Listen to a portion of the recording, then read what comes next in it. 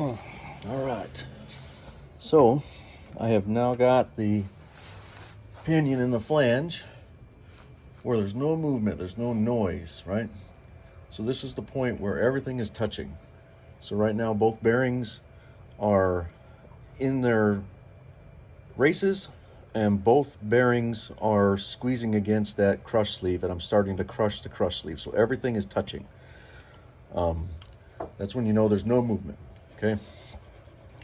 Now, use a beam style torque wrench, something like this, and as you torque, then this will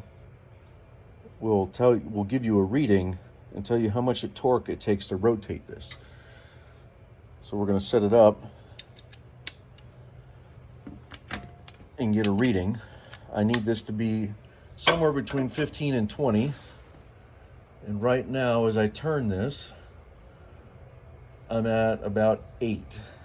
So I've got to go further. I've got to squeeze that crush washer, or the crush sleeve, a little bit more. But you got to do this in small steps, because if you squeeze it too much, you can't unsqueeze it, right? So just go a little bit at a time. Depending on how strong your impact is, it could jump from 8, where it's at now, to 45 if you hammer on it too much. So we're going to go just a little at a time. So let's check that.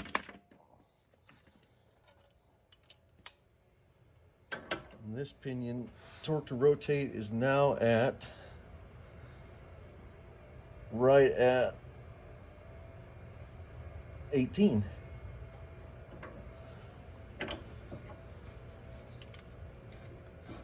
It's right at 18. I can show you that too. 1 second.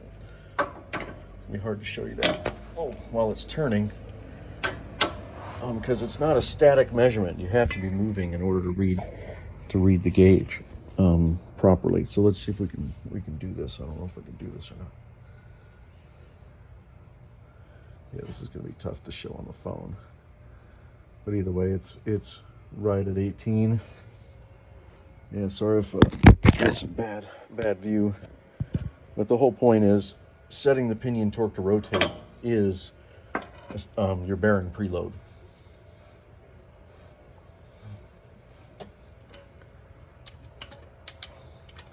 And that's all there is to it. Tighten the nut. Right now, the nut, you don't have to do anything else to the nut.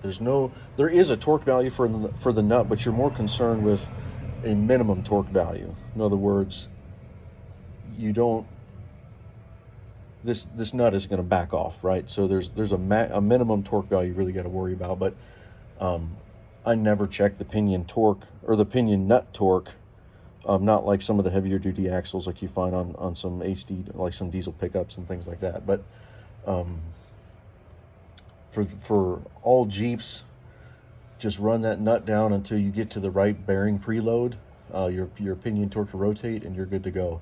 If you go too far, if you're way out of spec, if the spec is 15 to 20 and you're at 21 or 22, you're probably okay. But if you're at 25, 30, it's time to take everything apart and replace that crush sleeve and start over.